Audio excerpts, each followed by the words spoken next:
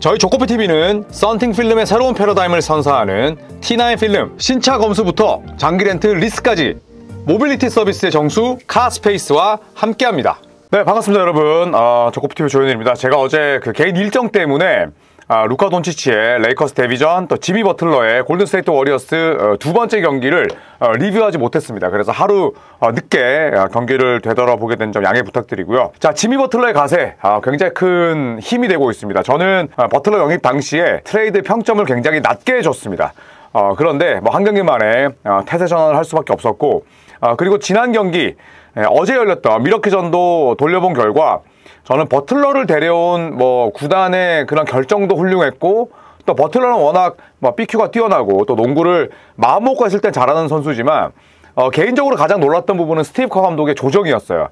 제가 첫 경기 리뷰 때도 말씀을 드렸지만 지미 버틀러의 위치 지정, 그 다음에 지미 버틀러와 스테픈 커리가 서로의 단점을 보완하면서 서로의 장점을 극대화할 수 있게끔 디자인했던 건 저는 워리어스 코칭 스태프의 역량이라고 생각을 합니다. 그래서 제가 어제 라방 때도 어제 1000분이 넘게 들어오셨는데 말씀을 드렸듯이 이거는 내가 잘못된 판단을 내렸고 태세 전환은 빠르면 빠를수록 좋다. 그리고 이 지미 버틀러의 효과는 당초 기대보다 훨씬 뛰어났다. 저는 그렇게 생각을 합니다.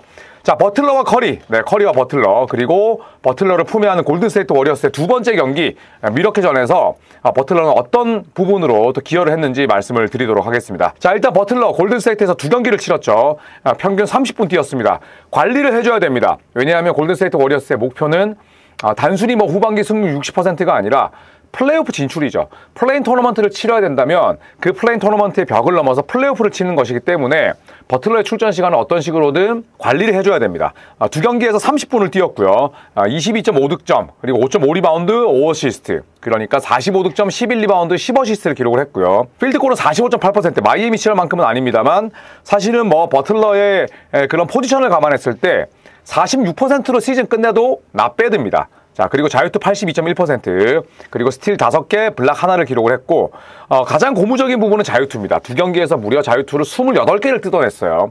그러니까 마이애미 시절에 비해서는 훨씬 더 페인트존 근처, 그 다음에 숏 코너, 그리고 덩커 스팟, 베이스라인 이런 쪽에서 플레이를 하다 보니까 자유투를 미친 듯이 뜯어냈죠. 28개 중에 23개를 집어넣었습니다.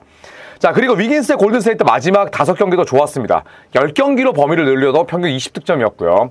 34.7분 뛰면서 21.6득점, 그리고 리바운드 4.4개, 어시스트 3.2개, 필드골 44.6%, 자유투는 70%였는데 사실 앤드류 위긴스에게 좀 아쉬운 점이 볼륨이었죠. 그런데 워리어스에서 트레이드가 되기 전까지의 볼륨은 약간 미네소타 시절을 좀 떠오르게끔 하는 그런 폭발력이 있었습니다. 워낙 수비는 열심히 하는 선수고, 다만 앤드류 위긴스 역시도 저도 간과했던 부분이고 3점 능력은 훨씬 버틀러보다 뛰어나지만 어떻게 본다면 위긴스는 버디 힐드, 또 스테픈 커리, 이런 외곽 선수들, 모제스 무디, 브랜드 포젬스키와 함께 좀 동선이 겹치는 감은 있습니다. 그러니까 물론 백다운 공격도 하고 또 로포스를 공략할 수 있는 능력도 있지만 버틀러만큼의 좀 빅맨스러운 플레이어는 아니잖아요. 굳이 따지자면 퍼리미터 플레이어에 가깝습니다.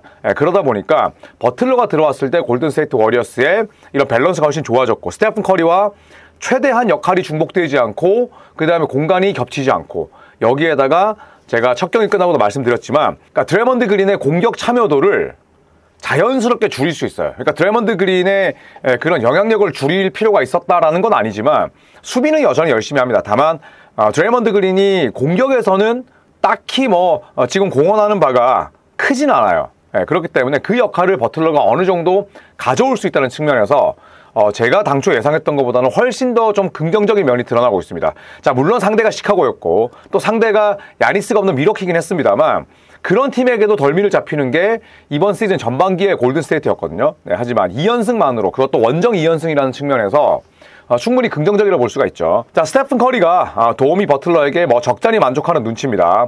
경기 후에 이제 언론들과 만나서 인터뷰를 했는데 내가 공을 점유했을 때 그렇게 빡세게 느껴지지 않았고, 그 다음에 여전히 이목을 끌고, 그 다음에 또 다른 수비를 보면서 플레이를 해야 되지만 버틀러가 있기 때문에 상대 역시도 나뿐만 아니라 다른 부분을 걱정해야 된다. 이렇게 인터뷰를 했습니다. 자, 그리고 버틀러의 존재 덕분에 커리는 우리가 전체적으로 놓고 봤을 때 더 많은 자신감을 얻게 됐고, 그리고 훌륭한 굿샷을 창출해낼 수 있다. 그리고 좋은 기회도 만들어낼 수 있고, 이로 인해서 상대의 더블팀 효과가 줄어들었다라고 덧붙였습니다. 저희가 그 조코피TV 구독자분들과 함께 직관했었던 세크라멘토 킹스와의 원정 경기, 그 당시에 커리가 더블 기록했었는데 어시스트는 12개 이상이었지만 득점이 안 나왔어요. 정말 주야장천 스테픈 커리의 더블팀을 계속 가져가면서 아예 슛 기회를 주지 않았거든요. 그런데 버틀러가 있음으로 해서 이제 그런 수비는 힘들어졌다. 그래서 기쁘다라는 게 커리의 입장인 거죠. 자, 그리고 지미 버틀러 역시도 골든스테이트 워리어스 이적에 굉장히 만족하고 있습니다. 버틀러 3세라는 그 문구를 이름을 새겼는데 최근 들어서 버틀러의 아버지가 돌아가셨죠. 자, 그래서 아버지에 대한 그리움도 나타냈었고 또 가족에 대한 사랑, 그리고 지금의 삶에 대한 만족감을 본인의 SNS에 남기기도 했습니다. 그러니까 버틀러 입장에서는 마이애미와 인연이 마감되긴 했습니다만 지금 새로운 또 동기부여에 그리고 집중력까지 더해진 거죠. 자, 지금 이제 버틀러의 플레이가 나오는데, 자, 이렇게 버틀러가 1번의 역할도 할 수 있고요. 지금도 패스 쫙쫙 뿌려주죠. 자, 버디 힐드에게 페이스 푸시. 자, 그리고 자, 이런 플레이를 보시면, 자, 이렇게 커터의 역할을 하는데, 커터 두 가지가 있습니다. 공을 가지고 지금처럼 드리블 드라이브, 공이 없는 상태에서 정면 컷인, 베이스라인 컷인, 그 다음에 45도 컷인, 그 다음에 정면과 45도 사이에 슬럿 컷인, 이렇게 갈 수 있어요. 자, 위치는 여기가 탑이죠. 그 다음에 탑 오브 키, 그 다음에 여기가 45도, 그 다음에 여기를 우리는 슬럿이라고 해요. 슬럿.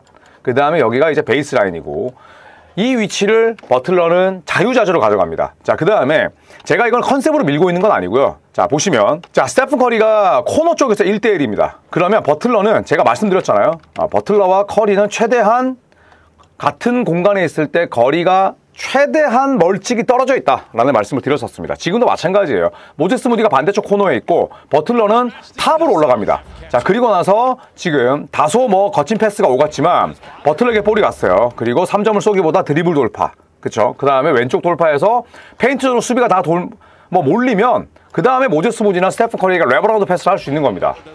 자, 그런데 여기서 지금 브룩 로페즈의 블락을 또 제친 장면이고, 자, 이렇게 페인트 좀 공략해서 숏 점퍼. 자, 그리고 이번에는 어떻습니까? 자, 아주 의미가 있는 장면입니다.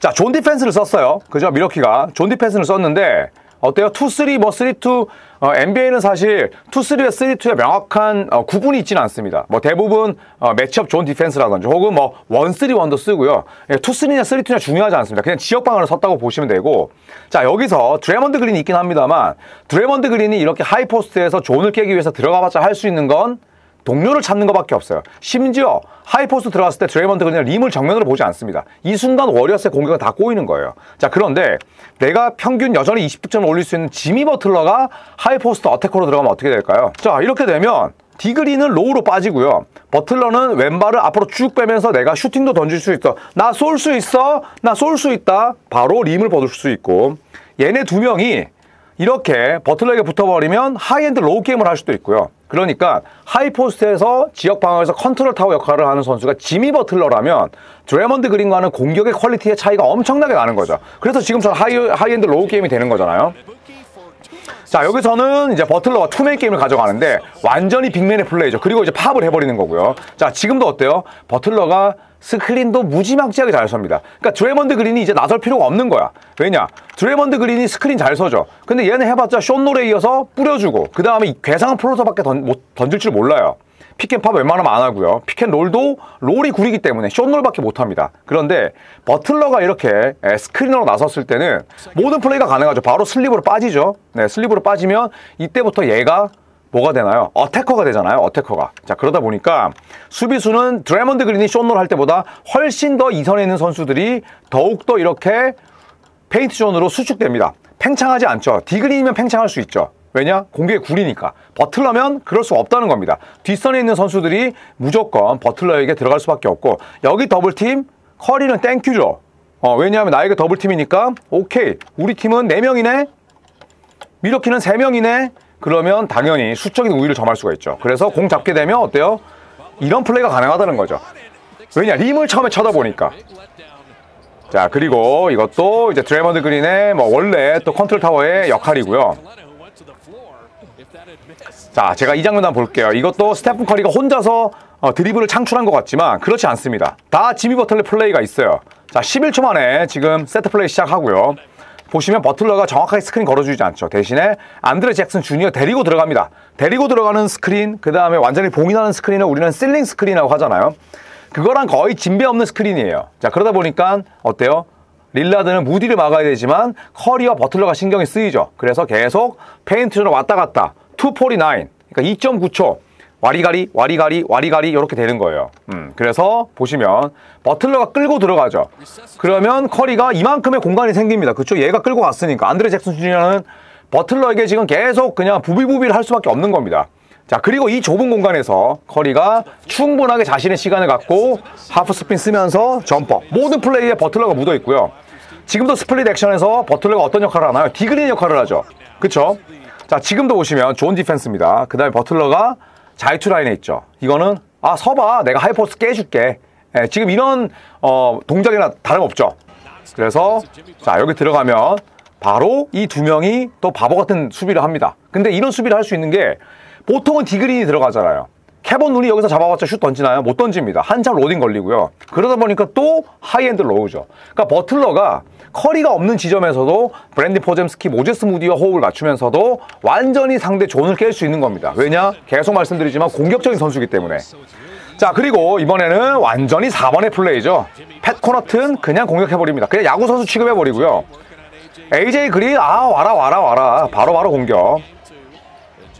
자, 그 다음에 이제 이런 공격도 결국에는 한번 볼게요. 자, 지금 드래먼드 그린이 스크린 서죠. 그 다음에 지미 버틀러가 45도에 있습니다. 그러니까 볼 스크리너는 드래먼드 그린이고요. 버틀러의 움직임 한번 보시죠. 자, 투맨 게임을 하죠. 그 다음에 이제 아이솔레이션으로 전환되니까 어때요? 스크리너 변신하죠. 모제스 무디에게 오프볼 스크린 걸어줍니다. 완전히 빅맨의 플레이, 완전히 캐번 루니 같은 플레이. 그 다음에 여기서 싸워주다 보니까 어때요? 토린 프린스, AJ 그린이 버틀러 때문에 스테프 커리에 대한 도움 수비를 못 갑니다. 그러니까 굳은 일까지 해주는 거예요. 그 다음에 이렇게 죽은 볼 처리하면서 파울까지 얻어냈고, 자유투 라인 서면서 20점째. 이렇게 경기가 끝납니다. 닥 리버스 감독이 뭐라고 얘기했는지 모르겠지만, 딱 버틀러 잘 데려왔어. 뭐 이렇게 얘기할 수도 있고, 그 다음에 지미 버틀러는 왜 본인이 마음 잡고 플레이했을 때 위대한 선수이고 위력적인 선수인지를 보여줬습니다. 자, 버틀러 첫 경기에서는 야투 12개 중에 7개, 그 다음에 3점을 하나밖에 안 던졌죠. 커리 16개 던졌습니다. 반대가 서로 끌리는 거야. 그 다음에 자유투를 버틀러가 13개 중에 11개 얻었는데, 어제 경기에서는 야투 감은 좋지 못했어요. 하지만 노 프로블럼입니다. 자유투 15개 얻어내면서 이렇게 야투를 4개밖에 못 넣었는데 20점을 찍을 수 있어요. 거기에다가 구리바. 그런데 공리가 6개입니다. 이렇다면 드래먼드 그린과 캐번 루니의 역할을 하면서 20점을 뽑아내고, 그 다음에 자유투를 얻어내면서 내가 트랜지션 실점을 최대한 방지할 수 있으며 어시스트 6개, 스틸 4개를 기록하는, 그러면서 턴오버가 1개. 두 경기에서 이런 활약을 하면서 턴오버가 2개니까 정말 워리어스에 필요했던 안정감을 주는 거죠.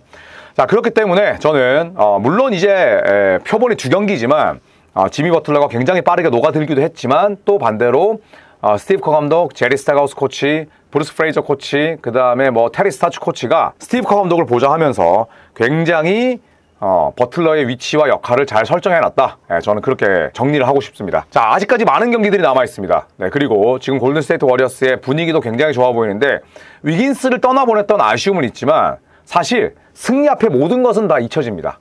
그렇기 때문에 지금 버틀러가 오자마자 팀의 2연승, 그리고 본인이 완전히 가자미가 돼서 역할을 하면서도 2경기에서 45점을 뽑아내는 그런 위력을 보였기 때문에, 자, 워리어스에게도 아주 성공적인 영입이 되어가는 모양새입니다. 자, 태세 전환은 빠르면 빠를수록 좋습니다. 다만 그 태세 전환하는 과정에서 제가 결과뿐만 아니라 그 과정과 또 달라진 면모들을 이렇게 또 찾아 드릴 테니까, 자, 우리 무서운 워리어스 팬들 너무 노여워하지 마시고, 저도 꾸준히 골든스테이트 경기를 팔로우하면서 이렇게 빨간 펜을 최대한 또 많이 활용할 수 있도록 하겠습니다. 자, 이상 이 영상은 컨텐츠 마치도록 하겠습니다. 여러분 15만이 머지 않았습니다. 구독도 많이 눌러주시고요. 고맙습니다.